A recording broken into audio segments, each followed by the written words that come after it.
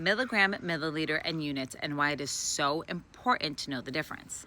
So your milligram is referring to the strength of the vial. Let's, for example, say it's a 10 milligram vial.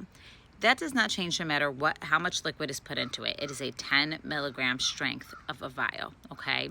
Milliliter, think liter, liquid, refers to the amount of backwater that is added to it. So let's, for example, say that you were adding 1 milliliter of liquid to your 10 milligram vial. That means that your ratio for that vial is 10 milligrams for every 1 milliliter. Now let's pretend that this is coffee, okay? So say I have a tablespoon of coffee grounds and I put it in a cup. Now let's say I add 1 cup of hot water to those grounds.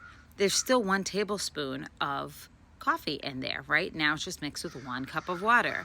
Now say I need a little bit of a diluted coffee. I can't drink it strong like that. And I add a 2nd cup of water.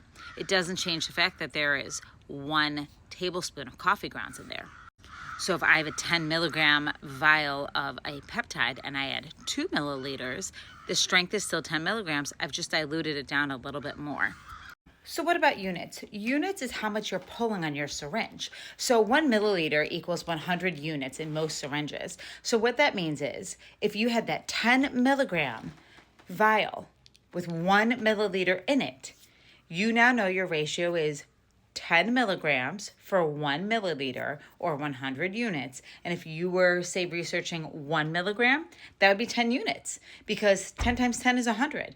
And if 1 times 10 is 10, your breakdown's pretty simple then. It's pretty easy to understand the breakdown of the math. And that is why you will see so much research saying you're going to reconstitute this with 1 milliliter.